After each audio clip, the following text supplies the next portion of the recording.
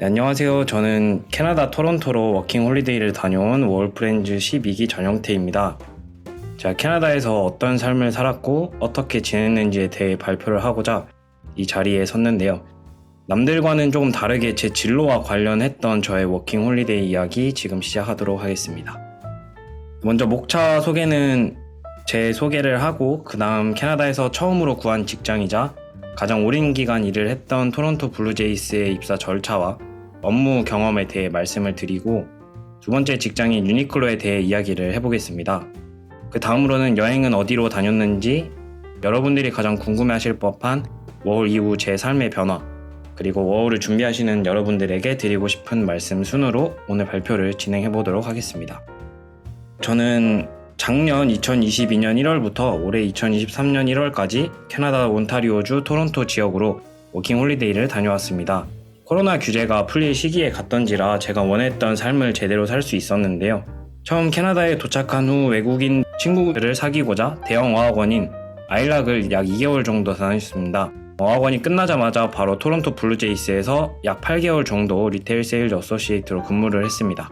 블루제이스와 계약이 종료된 10월부터 경력을 바탕으로 의류 브랜드 유니클로에서 근무를 하면서 남은 2개월을 즐겁게 보내고 마무리했습니다.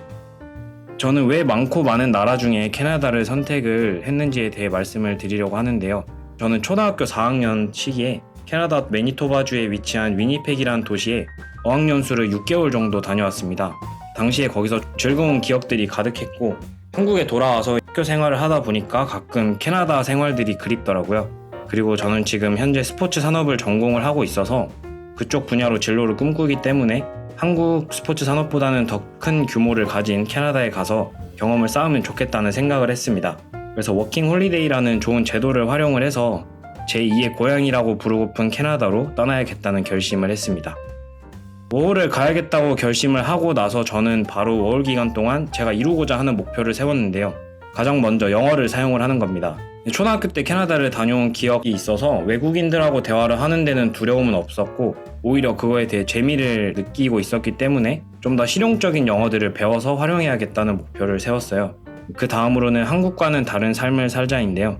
저는 대학교 4학년으로 취업을 위해 6년 동안 바쁘게 살아오다 보니까 중간중간 때로는 심적으로나 육체적으로 좀 지칠 때가 많더라고요. 그래서 이번 기회에 저만의 시간을 좀 가지고 휴식도 하면서 동시에 시간을 좀 헛되이 쓰고 싶지 않아서 진로에 대해 도움이 될 수 있는 그런 기회로 만들어야겠다고 생각을 했습니다.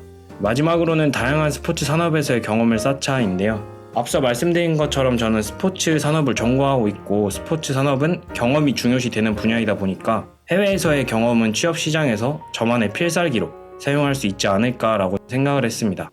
그래서 위 세 가지 목표는 꼭 이뤄야겠다는 다짐을 갖고 저는 캐나다로 떠났습니다. 그럼 제 첫 번째 직장에 대해 말씀드리겠습니다. 혹시 여러분들은 토론토 블루제이스에 대해 아시나요? 유명 야구 선수인 류현진 선수가 뛰는 팀이자 캐나다 내 유일하게 메이저리그에 참가 중인 프로야구 팀입니다. 작년 2022년 기준 홈경기 평균 관중이 32,000명을 기록할 정도로 인기가 있는 그런 큰 구단에서 일하고 싶다는 생각에 저는 워킹 홀리데이를 준비하면서 구직 관련해서 정보를 찾아보려고 했는데 정말 단 하나의 자료도 없어서 어려움을 겪었는데요. 그래서 저는 일단 머리부터 들이밀었습니다. 제가 캐나다에 도착한 지 일주일 정도 되었을 때 직접 경기장 내에 위치한 매장에 찾아가서 직원하고 대화를 하다가 어떻게 하면 여기서 일을 할 수 있는지, 지원 방법은 어떻게 되는지 직접적으로 물어봤습니다. 운이 좋게도 직원이 친절하게 지원 방법에 대해서 세세하게 알려주었고 저는 서류 그리고 화상 면접 절차를 거쳐서 캐나다에 도착한 지 단 3주 만에 제가 이루고자 했던 세 번째 목표를 달성하게 되었습니다. 본인이 캐나다 워킹 홀리데이를 가고자 했을 때 일하고 싶은 분야가 있다면 저처럼 도전적으로 머리부터 들이미는 그런 방법도 좋다고 생각을 하기 때문에 혹시 여러분들도 그런 분야가 있다면 주저하지 말고 도전해보시는 걸 추천드립니다. 토론토 블루제이스에서 일하게 되면 많은 경험을 할 수 있는데요. 스포츠 현장에서 일을 하는 것이다 보니까 많은 고객들이 대체적으로 기분이 업되어 있고 활기찬 분위기를 띠고 있어서 일하는 분위기도 즐겁게 일을 할 수 있는 환경이었습니다. 업무는 캐셔부터 등번호 크레스팅 그리고 매장 재고 관리 등 다양한 업무를 하게 되는데 저는 가장 놀라웠던 것은 경기장에서 열리는 해외 유명 가수들의 콘서트 날에도 근무를 해서 그런 공연들을 일을 하면서 공짜로 그 노래를 라이브로 들을 수도 있더라고요. 오른쪽 하단의 사진은 레이디 가가 공연 당시에 제가 일을 하면서 찍었던 사진이고요. 토론토 블루제이스에 관련해서 제가 정말 하고 싶은 말은 많지만 제가 시간 관계상 모든 것들을 이야기할 수가 없어서 만약에 궁금하신 내용이 있다면 워킹 홀리데이 인포센터 네이버 카페에 제 이름을 검색하시면 제가 세세하게 정리해서 올려놓은 게시글이 있어요. 그런 것들을 확인해 보시면 좀 많은 도움이 되실 거라 생각이 듭니다. 두 번째 일자리는 토론토 욕데일몰에 위치한 유니클로인데요. 매장 규모도 크고 직원 수도 80명 가까이 되다 보니까 다양한 사람들을 만날 수 있었어요. 또 열심히 일을 하다 보면 가운데 사진처럼 스태프 오브 더 데이에 뽑히는 아주 자랑스러운 경험을 하게 되는데요. 물질적인 보상이 주어지는 것은 아니었지만 그래도 타국에서 그것도 동양인이 업무적으로 인정을 받았다는 그 사실 때문에 스스로 이제 자부심 하나만큼은 확실하게 얻을 수 있었던 경험이었던 것 같아요. 그리고 오른쪽에 있는 사진은 제가 스케줄 중에 이제 일부를 가져왔는데요. 주 40시간 근무를 하는 풀타임 잡이다 보니까 가끔은 이렇게 제 여가 시간을 보내기 힘든 스케줄이 나오기도 해요. 출퇴근 시간도 1시간 정도 걸리다 보니까 근무가 끝난 지 12시간이 채 안 돼서 다시 출근을 하는 경우도 되게 많았어요. 저는 앞서서 제가 세웠던 목표 중에 분명 한국과는 다른 삶을 살고자 왔는데 이런 스케줄 속에서 저는 버팀목을 찾아야 되겠더라고요. 그래서 저는 같이 일한 친구들과의 회식 자리가 저를 조금 버티게 해줄 수 있었던 하나의 방법이었는데 저는 술을 조금 적당히 좋아하는 편이고 그리고 이런 회식 자리도 좋아해서 같이 일하는 친구들 중에 저처럼 이렇게 모여서 노는 걸 좋아하는 친구들이랑 함께 나가서 노는 시간이 많았어요. 근무가 오후 8시에 끝이 나든 밤 11시에 끝이 나든 상관없이 그때부터 모여가지고 놀기 시작을 했습니다. 이런 회식 자리가 저는 이렇게 말씀드리는 이유는 이런 자리들에서 영어로 이렇게 대화를 하게 되니까 실제로 외국인들이 사용하는 실용적인 영어, 슬랭이나 이디엄들을 배울 수 있다는 장점이 있더라고요. 그래서 여러분들도 만약에 캐나다에 가신다면 일을 열심히 하고 혼자 보내는 시간도 좋지만 이렇게 저처럼 함께 일하는 친구들과 노는 자리를 자주 즐기셔서 영어 회화 실력을 키울 수 있었으면 좋겠습니다.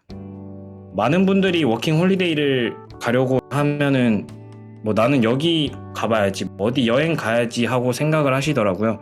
그래서 저도 한번 제가 다녀온 여행지에 대해서 간략하게 말씀을 드리려고 합니다. 첫 번째로 가장 먼저 토론토에서 차를 타면 1시간 반, 버스를 타면 2시간 정도 걸리는 나이아가라 폭포인데요. 저는 1월에 한 번, 7월에 한 번 총 2번을 다녀왔어요. 사람들이 왜 나이아가라를 꼭 가보라고 하는지 제대로 느끼고 왔습니다. 겨울에만 볼 수 있는 눈 덮인 나이아가라, 그리고 화창한 날씨에 가게 된다면 무지개까지 볼 수 있는 나이아가라의 모습들이 정말 아름답더라고요. 여러분들도 토론토로 워홀을 가게 되신다면 저는 꼭 여름과 겨울 2번 다 가보시는 걸 추천드립니다. 그 다음으로는 몬트리올하고 케벡인데요.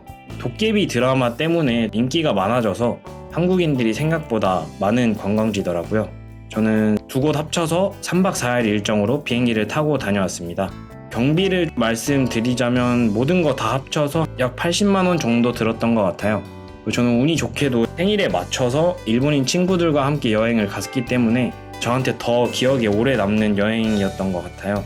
그래서 여러분들도 만약에 기회가 된다면 생일에 이제 친구들과 술을 마시거나 홈파티를 하는 것도 좋지만 이렇게 여행을 가서 소소하게 한번 즐겨보시는 것도 저는 좋다고 생각을 합니다. 세 번째는 제가 가장 행복했었고 즐겁게 여행을 했던 뉴욕인데요. 토론토에서 뉴욕은 비행기로 약 2시간 정도 거리로 표만 잘 구하면 저렴한 가격에 다녀올 수 있는 여행지예요. 9월에 이제 저는 혼자 다녀왔는데 만족을 넘어서 대만족이라고 표현을 하고 싶어요. 선선했던 날씨부터 타임스퀘어에서만 느낄 수 있는 그 분위기들, 그리고 꺼지지 않는 불빛들 사이에서 가만히 서 있기만 해도 행복 그 자체더라고요. 저는 오른쪽 상단에 위치한 엠파이어 스테이트 빌딩 사진을 굉장히 좋아하는데 여러분들도 만약에 뉴욕을 가시는 계획을 좀 짜신다면 전망대를 꼭 가보셨으면 좋겠어요. 개개인마다 어떤 소비를 하냐에 따라서 그 뉴욕 여행 경비가 달라지겠지만 제가 확실하게 말씀드리고 싶은 거는 뉴욕에서만큼은 돈을 안 아끼셨으면 좋겠어요. 물론 헛된 소비를 하시라는 말은 아니지만 뉴욕에서 원하는 것을 하고 싶을 때 참지 말고 도전해보라는 이야기를 드리고 싶은데요. 모든 시간들이 다 좋은 추억으로 남게 되더라고요. 그래서 꼭 하고 싶은 거는 도전을 해보시기를 바랍니다. 마지막으로 시카고인데요. 저는 워킹 홀리데이를 다 끝마치고 올해 1월에 한국에 들어오면서 여행을 중간에 이렇게 하고 들어왔어요. 개인적인 느낌은 뉴욕보다는 심심하긴 했지만 아무래도 겨울에 가게 되다 보니까 정말 춥고 눈도 많이 와서 쉽지 않은 여행이더라고요. 그래서 만약에 여러분들 가실 계획이 있으시다면 저는 겨울보다는 가을이나 봄에 가시는 걸 추천드립니다. 그리고 저는 앞서 말씀드린 모든 여행을 자유여행으로 다녀왔는데 여행 계획을 짜는 게 힘드시거나 시간이 없으신 분들은 토론토에 현지 여행사도 많고 한인 여행사도 있더라고요. 제 지인도 그 여행사를 이용하긴 했는데 꽤 만족스러운 평을 주기도 했습니다. 그래서 만약에 여러분들 여행 계획을 짜는 게 힘드시다면 그런 방법도 있으니까 참고하시면 좋을 것 같아요. 그리고 제가 한 가지 더 말씀드리고 싶은 게 여행은 진짜 꼭 많이 다니셨으면 좋겠어요. 저도 4곳 이상을 다녀오긴 했지만 아직도 더 못 가본 게 후회로 남고 있기 때문에 후회 없는 5월 생활을 보내고 싶으시다면 저는 여행을 진짜 꼭 많이 다니시는 걸 추천드립니다. 그럼 이제부터 여러분들이 가장 궁금해 하실 수도 있는 워홀 후에 제 삶의 변화에 대해 이야기를 해보려고 하는데 제 자랑처럼 들릴 수도 있지만 워킹 홀리데이라는 제도를 보람차게 잘 활용하신 분이라면 모두 다 좋은 변화를 겪으실 수 있기 때문에 저 같은 사람도 있구나 라고 생각을 하시면서 월 준비에 자신감을 가지시고 가야 되나 라는 고민을 하는 분이라면 결정에 조금이라도 도움이 됐으면 좋겠습니다. 먼저 저는 제 경험을 활용을 해서 미디어와 인터뷰를 진행을 했는데요. 제가 대단한 일을 하고 온 건 아니지만 그래도 누군가에게 제 경험을 공유할 수 있으면 좋겠다는 생각에 언론사 인터뷰 제안을 수락을 했어요. 뭐를 꿈꾸는 분들 또는 저처럼 스포츠 산업으로 취업을 희망하는 분들에게는 도움이 될 수도 있을 거고 제 스스로도 향후 스토리를 만들어 가는데 큰 도움이 될 수 있을 것 같았습니다. 왼쪽 상단에는 제가 일했던 토론토 블루제이스 공식 홈페이지에 올라왔던 영상에 제가 나온 순간인데요. 되게 사소하지만 스스로 자신감을 가지는데 큰 역할을 해줬던 사진인 것 같아요. 그 다음으로는 어학 시험인데요. 저는 캐나다 워홀을 가서 한인잡은 절대 하지 않았어요. 그렇다고 한인잡이 나쁘다는 건 아니지만 가능한 영어를 많이 사용할 수 있는 환경에 뛰어들어서 만들어낸 결과가 아닌가 싶습니다. 여러분들도 캐나다에 가시면 최대한 많은 영어를 사용을 할 수 있는 그런 환경 속에서 회화 실력을 키우셨으면 좋겠어요.